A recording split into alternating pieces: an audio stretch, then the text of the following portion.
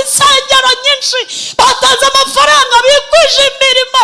Hari abantu babwirije reke ba Joseline bafinina, hari abantu bavuze, hari abantu baririmbye. Ubu se naririmba kurusha Miriyamu. Yararirimbye umugore, aririmba indirimbo itarigeze irepetwa, aririmba indirimbo itarigeze yandikwa n'undi muntu, ayiririmba uwo munsi ngo dutegereje kuzayiririmba umunsi tuzaba twicaranye n'umwana w'intama. Nta wundi muntu urayiririmba ngo yahimbwe kera, irabikwa, abizera bazongera bayiririmbe.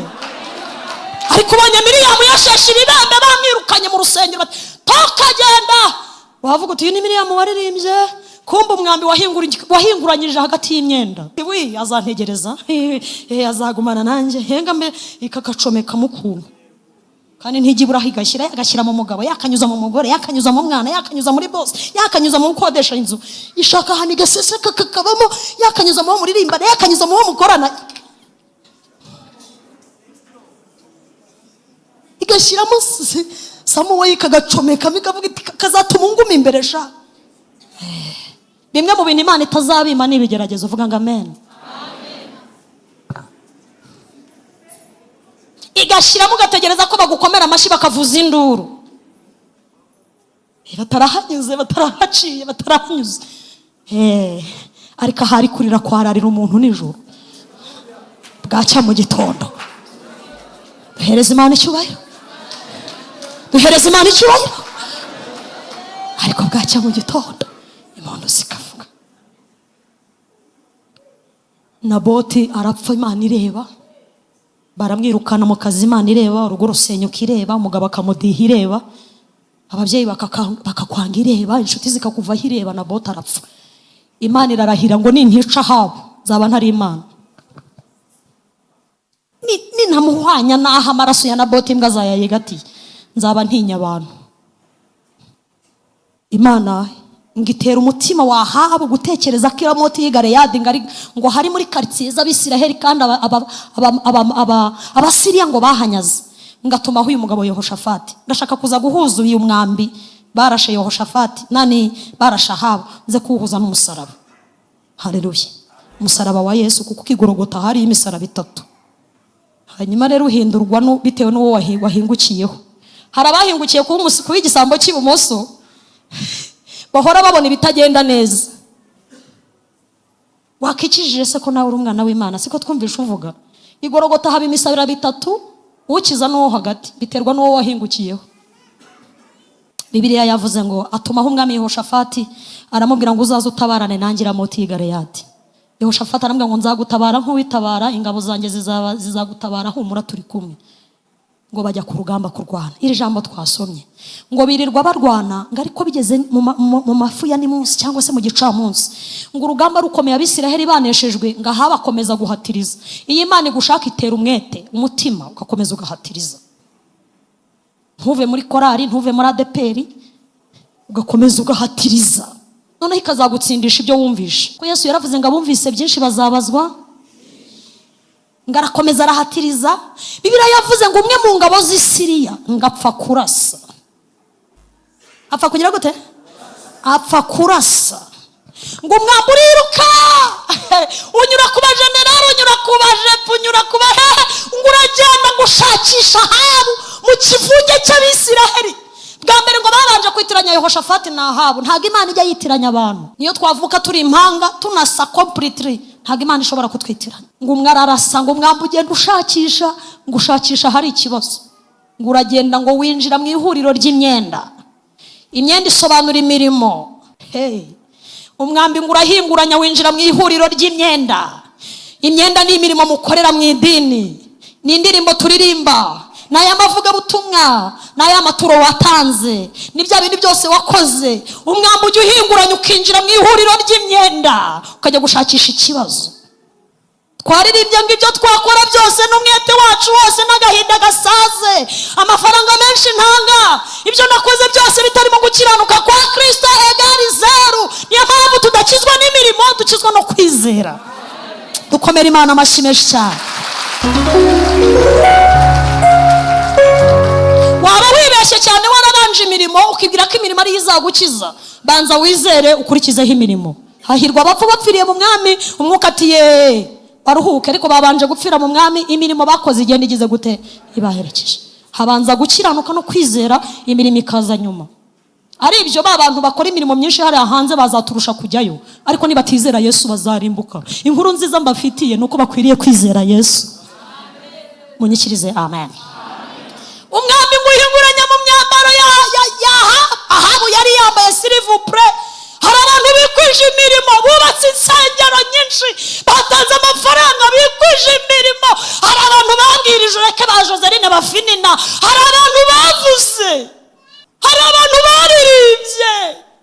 Ubu sinaririmba kurusha Miriyamu. Yararirimbye umugore, aririmba indirimbo itarigeze irepetwa, aririmba indirimbo itarigeze yandikwa n'undi muntu, ayiririmba uwo munsi ngo dutegereje kuzayiririmba umunsi tuzaba twicaranye n'umwana w'intama. Nta wundi muntu urayiririmba, ngo yahimbwe kera, irabikwa, abizera bazongera bayiririmbe.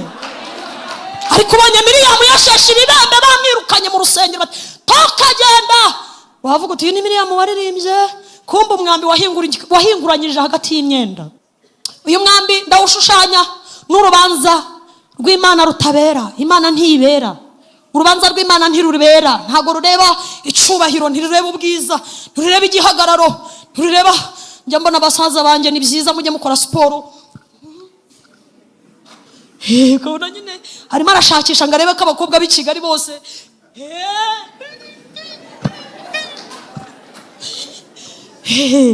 ni byiza mujye mukora siporo. Siporo ni ubuzima. Ariko Paul yavuze ngo abashaka ubwo bwiza n'icyubahiro babishakishe gukora ibyiza. Haleluya. Mukore siporo munakijijwe, ujye uzamura ibyuma avuga ngo ubwo mwami Yesu aho.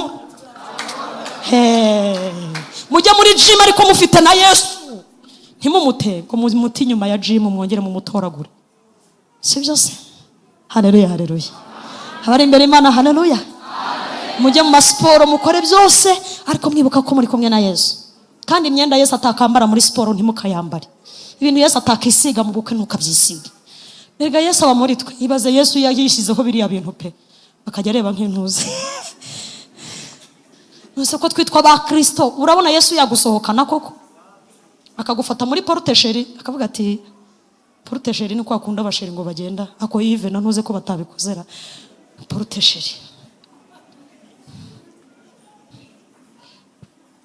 Hari abantu Yesu yagira isoni zo gusohokana nabo, kandi bamwitirirwa, ariko akaba atasohokana nabo.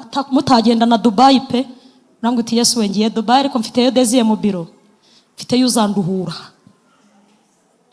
Ngo bagira Desire mu biro da, nabyumvise ejo bundi, ariko biba muri Amerika y'Amajyepfo.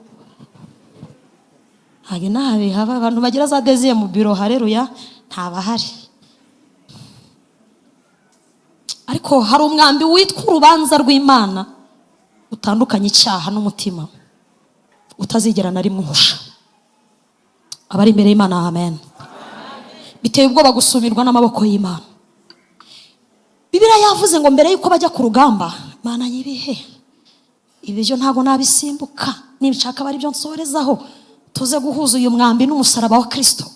Umwambi warashe umutima uhiga icyaha, ariko umusaraba wa Yesu winjiye mu mitima udukiza icyaha. Umwambi w'urubanza rw'Imana urica, ariko umwambi w'umusaraba wa Kristo urakiza. Haleluya. Benshi bari bazi ko nyiri wa wundi, abandi bari bazi ko nyikora ibya kera. Reka mbabwira narahindutse, yampinduye izina, amen. Sinyiri cy'abantu bifuza ko mbaco, ahubwo ni Imana ishaka ko mbaco. Reka mbabwira narahindutse, yangiriye neza, amisi. Sinzashingura ikirenge cyanjye muri cya kidendezi cy'amara. Yesu yaruhutse umusaraba. Iyi shusho mureba, iyi yaruhutse umusaraba nkazongera kubambwa, ariko ibyo yahakoreye biracyafite imbaraga. Ntabwo tumwizera nk'ukiwubambweho, tumwizera nk'uwanesheje byose. Niyo mpamvu tugira igishushanyo tuvuga ngo umusaraba warakoze kwemera Yesu akujyaho. Yesu ntiyapfuye urupfu rw'isasu, nta nubwo yapfuye urupfu rw'inkota, ntiyapfuye urupfu rw'ikirago, yapfuye urupfu rw'umusaraba. Ababyizera dukomere Imana amashyi.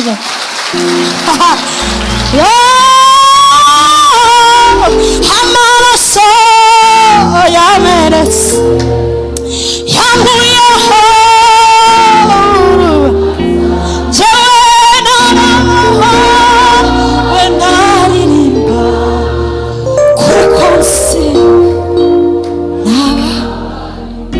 Imana ibahumugisha. Mbere yuko ngo bajya ku rugamba ntabwo nahasimbuka Mana, ngo Yehoshafati yabajije Ahabu ati ariko nta bahanuzi baba hano uko twamenyereye kurwana tutajya tugenda itavuze? Ntabwo najya kurwana itavuze niba tuzatsinda cyangwa tuzatsindwa. Ngo Ahabu ahamagara abahanuzi 400 arabazana, ariko ngo hari habaye inama mu ijuru, ngo Imana irabaza ngo ninde muntu wamfasha Ahabu nkamwica ntarushye bitanduhije. Ngo hahaguruka umwuka, ntago ari umwuka w'Imana, iravuze umwuka ni inyuguti ntoya. Ngo hahaguruka umwuka aravuga ngo njye Ahabu namushobora, inzira njya nyuramo nkamushobora ndazizi, ni inzira z'ibinyoma, ndamubeshya. Nzamuhanurira amahoro ari intambara, nzamubwira ko bizagenda neza nta kizagenda. Uwiteka aravuga ati ngaho genda ubinkorere. Ngo umwuka w'ibinyoma winjira mu bahanuzi 400 baramubwira ati muhanu umwami genda urwana, Uwiteka aravuze ngo azatabarukana nawe. 400 ntaho batandukaniye n'abepfyo ngiyo ba hano, bari inkoko z'abandi, batapfuna mayoneze z'abandi, bavuga ibyo itavuze. Wakubwiye ngo uriya mugabo si uwawe, ngo Imana izaguha umugabo ngo ufite amatuza, ngo Imana izaguha wakoze jib ukamuta ugasiga urugo ubyariyemo 2, ugasiga urugo ubyariyemo 3. Umugore wamuzanye afite ibiro 45, abonye agize 90 kuko wamuhaye keya, usigaye ujya kureba amabebi hano hanze. Ntaho bitandukaniye nabo bababeshye. Baramubwira ngo mwami tabara uzatabaruka amahoro. Yehoshafati aravuga abantu 400 bose bahanura ibintu bimwe. 400 ubu habuze n'umuntu n'umwe ubihinyuza. Aramubaza ngo mwami Ahabu nta wundi muntu usigaye, nta usigaye twabarizamo Imana tukayibaza niba koko tuzatabaruka n'insinzi? Aramubwira ngo hasigaye umugabo umwe nanga witwa Mikayi, ahanura ibibi gusa. Buri munsi iyo twahuriye mu materaniro nta byiza mbwira, ntambwira etaje, ntambwira umugabo, ntambwira umugore, ntambwira abana, ntambwira iby'akazi, ndamwanga. Akora kubyo hejuru gusa, iby'inaha akabyihorera. Ariko Pawulo yavuze ngo ubwo mwazuranywe na Kristo mujye mushaka ibiri hejuru gusa. Ubwo mwazuranywe na Kristo mukaba bitwa ba Kristo mujye mushaka ibiri hejuru, kuko ariho umukiza azava. Ndafashijwe Kozarina, mujye mushaka ibiri hejuru, aho umukiza ari, aho ubatabara ari, aho ubarengera ari, aho muzabitaka. Mujye mushaka ibiri hejuru, aho muzajya ntimugaruke. Mujye mushaka ibiri hejuru, aho imfubyi zitarira, abapfakazi badatotezwa. Mujye mushaka ibiri hejuru, mujye mushaka ibiri hejuru. Ndafashijwe ayowe mushuwe.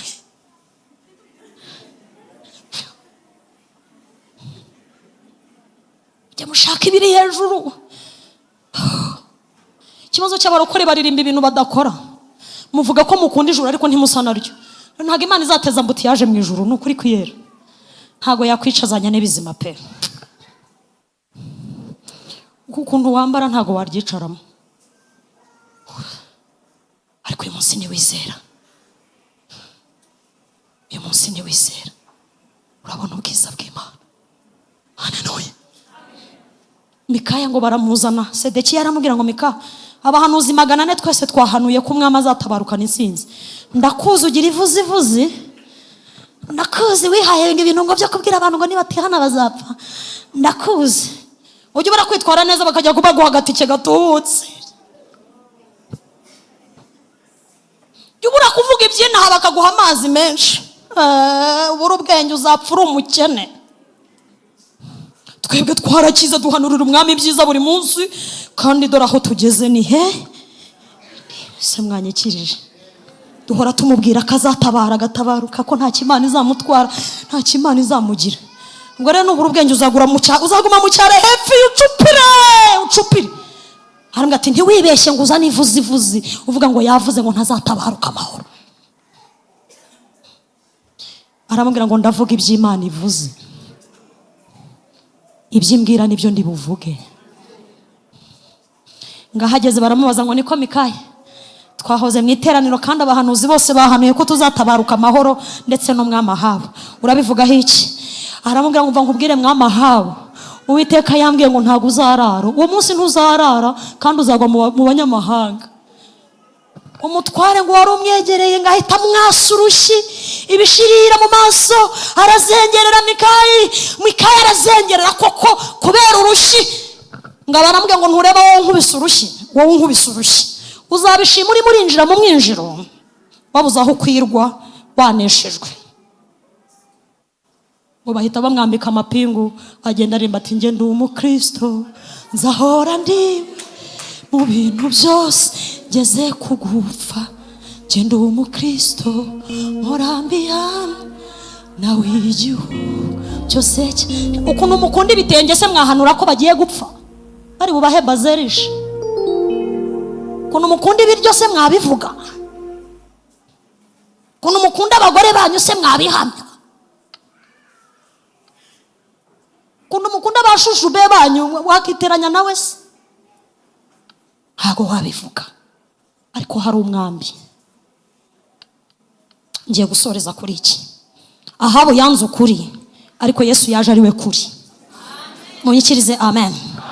Yanze ukuri kw'iby'Imana ivuze, ariko twebwe twizeye Kristo nk'ukuri gukiza imitima yacu. Munyikirize amen. Ahabu yari yoberanyije azi ko Imana itamuzi, azi ko umugambi w'Imana utagerwaho, ariko Yesu yarigaragaje ngo agaragaze umugambi w'Imana. Narinzi ko mumukomera amashyi. Ntabwo Yesu yigeze yihisha ngo yihishe umugambi w'Imana, ahubwo ibimwuzuye nibyo abera twahawe. Haleluya! Yarigaragaje, ntiyihishe ngo yihishe mu myambaro y'undi mwami. Yaje yambaye ubwiza, yasize ubwiza yari afite mu ijuru, aza ari Imana, aza ari umuntu nkanjye kugira ngo abone uko amfatisha, kandi yaramfashe. Izo ngo yize zanteye kuba imbata ye rwose, njye nduwe nawe n'uwanjye kugeza ryari. Imana ihimbazwe.